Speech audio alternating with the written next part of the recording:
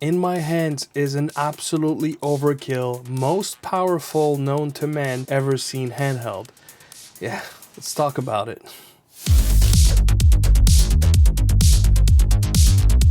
Hi, I'm Clef and this is gametechtalk, a channel that focuses on talking about anything tech related specifically to gaming. And so today we have the iPad Pro, which quite frankly I didn't buy for gaming. However, it's still a possibility, and thanks to some pretty dope solution, we can make it a handheld. And as always, you should always supply your own ROMs, supply your own BIOS. I do not condone piracy. This video is exclusively for educational purposes. Let's start with what the options are. Now, what you see here on the iPad is the Gamester X2S. I'll be using something different for pretty much the entirety of this video, but I did want to show you what it looks like. And I want to give a big shout out to Gamester because I don't know that if not for them, we'd have any other options at all. It's one thing to have options, which I'm super thankful for, but it's another to have great options, which Gamester totally provides. And last but not least, before switching controllers, if ever you buy this one, you should know that by using it on an iPad or a tablet, over time the coils will loosen a little bit. Not enough that it would break or damage your controller in any capacity, but it will make it so that if you see here, it gets a little loose. So the one I'll be using the most is the Galileo G8 from Gamester. If you want to buy this controller to do exactly what I'm doing with an iPad that has a USB-C, this needs to be modded. It's a very simple mod, not hard at all. Next in line, we're going to be using continuity. Think of it as the equivalent of Moonlight for your PCs. Well, it's kind of the same thing. It lets you cast your Mac to your iPad. What you're seeing here is my desktop, and Continuum, by the way, works so well. Playing Sonic Dream Team, unfortunately, as you can see, the controller does not work. But if you are connected to a Magic Keyboard or any other keyboard for that matter, it will behave exactly as if you were playing on your Mac. Of course, you could also plug in a controller to your Mac and use that as well. It just looks great. It's super responsive. Now, by default, when you use Continuum, it will have resolution to your stream, but using a software called Display Menu, I was able to push it all the way. It doesn't let me push to 120 Hertz. Now, the question might be, okay, well, why would you do that? On iPad, iPhones, and Mac, Apple Arcade games, not always, but I want to say like 90 to 95% of the time, they're on both. So why would you do that? Well, there's a reason. Much like on Android, most games on iOS are not capped to the maximum resolution of the panel, whereas your Mac, when you're playing those games, it will, not always, but oftentimes max out to the max resolution and sometimes frame rate even. So the experience you get out of playing on a Mac, even if you have a super powerful iPad, is often considerably superior. And it's not even a question of, oh, well, my iPad cannot in terms of the power. That's not the question. It's just the way that the app is built by the developers, not capitalizing on the full raw power of the device. If ever you have a Mac to leverage to play your games, well, that might be one way that you want to go about it. Unfortunately, the controller will not work, but keyboard and mouse will, and the experience is absolutely phenomenal. How much crisp and how much better it looks when doing that method versus playing locally on your iPad. One thing I would kindly ask you, please consider hitting that like button and commenting on this video to hopefully help the algorithm understand that you like what you're seeing and to push this content to as many people as possible, because I think more people should know that this is even an option. Thank you very much for your consideration. All right, emulators in games.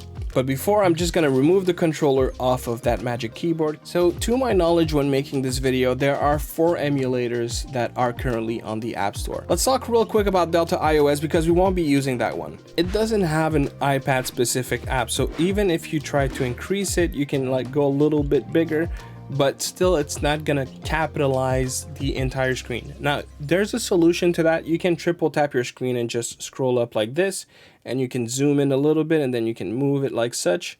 But you know, I'd rather not have to do that if I can avoid it. 80 Boy, that one, does have full iPad support, which is awesome. And one thing I actually like with this emulator is it's extremely sleek, very slim in its design, 0 points of friction. So if you're not really familiar with this and you don't want to get too deep into that hobby, that is a great solution. But you have a lot less options in terms of how you can utilize these kinds of solutions. But nonetheless, you know, if you wanted to play using that, you absolutely can. You always have the on-screen buttons. Maybe there's a way to remove them. I haven't seen that, but yes, if you wanted to play like this, you definitely could. Now, I think RetroArch has been available for maybe a day. It really hasn't been that long, so it's brand new. And of course, this emulator is completely bonkers. There is a little bit of a learning curve when it comes to RetroArch, but if you take the time to deal with that software, it'll reward you in tenfolds because it's pretty much limitless. We don't have every core. I don't know if it's possible to load cores externally. If so, we would have access to way more systems. You can use filters by going into video. So I'm going a little fast here because again, that's not the goal of this video. So here I have integer scale as well as bilinear filtering so that it looks a little bit better. I like when my pixels are crisp. So this is what we have here. And I have put the grid ×3 filter. Yeah, so this is what it looks like without the filter. And I had a little bit of blur so that it feels very much like a huge Game Boy Advance. And it really looks awesome. N64 with GoldenEye. Yeah, so I want it to be as close to the panel's resolution. I'm a little bit under, I didn't want to go over. If I'm not mistaken, the original game did not run at 60 FPS. So right now the emulator has some leeway. So you do get occasional hiccups, but it's really nothing this crazy. The thing that I find is awesome is you can totally play this with a controller as a handheld. How crazy is that? So I did want to show you guys a little bit of DS. Arguably, I wouldn't need the controller for this game, but yes, it works just fine, and you can also use the touchscreen. Again, it's really a great experience.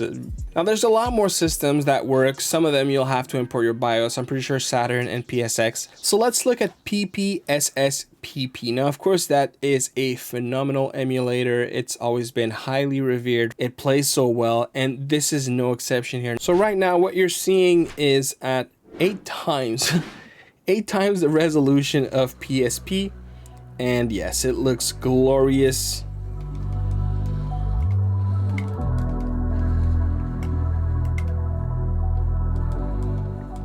All right, let's carry on. I still need to make a video here. So one thing I forgot to mention, there's a feature in RetroArch, which I haven't played a whole lot with, but I think is pretty cool. All right, so right now I'm set up just like I showed you guys in Mega Man Zero, but here's something that is quite interesting. If you go into video, you actually have an HDR function. Now, if we activate it, the panel just becomes a lot brighter, and so does the game. I would argue too bright. Like this is, I don't know if it's gonna come across in the camera. It's extremely vibrant. The colors are just jumping at me. It's really, really pretty, but it's a little too much. So all you have to do is just tweak it a little bit. So I dropped it to about, I wanna say 800 peak luminance, and dropped the paper white luminance to, I wanna say about 100. And already that looks a lot better, and it doesn't look overblown. Like if we look at Soma's face, it's maybe a little overexposed on his face in comparison to if we take it off. Actually, you know what? No, I don't think it is. It really gives you a brand new, like super gorgeous experience. So something definitely I will be using when playing my games with RetroArch. Let's have a quick look at Apple Arcade. But when looking at Fantasian, so this is a phenomenal game made by the original creator of Final Fantasy, and it uses dioramas. Now that game by default supports gamepads, and of course it is all the same here. So just to show you, you know, that you can have a handheld experience much like you would have on your iPhone, but using that, leveraging the power of the iPad Pro 13-inch is just crazy. Another Apple Arcade title that works well, and it's a fun game, and just as well here, it works natively with your controller. The reason why there are a bunch of other controllers that wouldn't work like these ones is these two, they spoof as a DualSense controller, which has basically an open door into iOS. Like the series controller, for example, does not. So if you have a controller that is X input like the X2 Pro, I don't think that would work if you were to mod it. Now, the one convenient thing with the X2S, I don't think I mentioned that, is it's super simple to mod. Like the Galileo Jade is simple as well, but you do have to open it and you have to cut out a little part. Whereas this here, all you have to do is, as you stretch it, you want to apply pressure with your thumb going up. So as if you were trying to, you know, like open it like so, an opening bridge, and yeah, and there you go.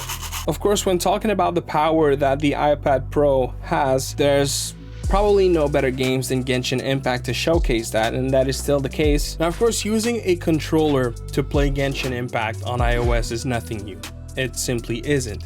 However, doing that on an iPad with a full 120 FPS at ultra high settings is not something we've seen before, at least not to my knowledge. And one of the huge difference in my opinion, and maybe not everyone would agree with me, but one thing I always disliked with gaming on your iPhone, and I hadn't experienced it as much while I had the iPhone 15, but I did experience it, is after a while, whenever your iPhone gets too hot, and it will happen, your screen will dim and your game will throttle pretty hard. I have yet to see that on the iPad, and I really tried to like stress it a lot last night and it just didn't happen. So as far as I'm concerned, this thing is at peak performance. It's not gonna dim your screen. It's not gonna, and you know, they're changing a whole lot of technology in here to make this device happen. So whatever they did, it works. And it feels like for the first time, they've actually potentially engineered for that. Maybe it's just a happy fluke. Let's try Call of Duty Warzone. I'm not really looking to play a game here, but I did want to show you guys it runs smooth. It runs great. Also, Warzone, Call of Duty Warzone is not a new thing playing with a controller, and you can still use the touchscreen. I mean, it's slim enough and it gives you a good grip. So as far as making it a handheld, it's definitely an option. And I'm not much of a Call of Duty player, if I'm being honest, but if I will be playing it in any capacity, that's how I'm gonna play it, because that huge screen is awesome. Making those headshots feels like a breeze with this thing. I'm really, you know what, I'm probably gonna try it at some point, but not now, because I need to move on to different titles. Now, this is one of the very few games that of course will not work on too many iPhones. I don't think you can play on the 14, I think it's only the 15 lineup, and probably other iPad Pros. I don't think it was just the iPhone 15s.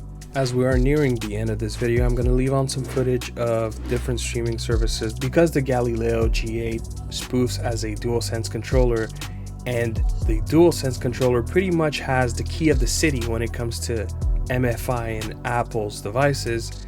You can just basically play anything that has controller support on your iPad. There's a few things I'd like to address. Well, one thing that is definitely challenging when it comes to iPads is just the overall file system experience. Like, it's nothing like navigating a Windows or Android device or Linux or even a Mac OS. Like, it's a thing of its own, and it's not that complicated, but it has so many extra steps for no reason. It's not necessarily the best experience when it comes to that, but once you're set up, you're set up. Next is, when it comes to the Galileo G8, I'm probably gonna put some kind of spacer at the back of, well, on the rubber side, so that when it touches the back of the iPad, I don't want it to scratch or anything.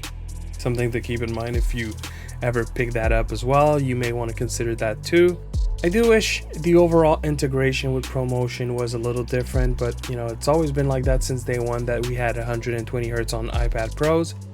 Apple, as far as I know, does not let you set the frame rate. Of course, some games are going to be able to play uncapped, and you're going to be able to cap the panel, but otherwise, Apple doesn't really leave you a choice. It's more of they set it and you work within the boundaries that they set for you. So with that said, is it a good solution? Is it a fine experience? Totally. The aspect ratio being 4:3, especially for retro games, is actually pretty nice. And with HDR implemented with RetroArch and working so beautifully with the tandem OLED panel, looks really phenomenal. Believe me, the video doesn't do it justice. It's a great experience. The PPI is great. The speakers are mind-blowing. If you have to take away one thing from this video, and no way would I ever recommend that you buy an iPad Pro to game. It is not worth the cost. It is not worth the money. It is not so much better that you should invest in that kind of equipment. My main goal with an iPad Pro is to be able to edit away from my Mac, so I can spend more time with the wife and kids, you know, being in the living room, being outside on the balcony type of thing while editing. It's complete overkill, but is it cool? Is it nice? Is the tablet super slim and super light? Totally. And that does help when it comes to having a handheld experience. And so guys, thank you very much for watching. I hope that was entertaining to you in some kind of way. If you have any comments, any inputs, please let me know in the comment box. And otherwise, I'll see you on the next one. Peace.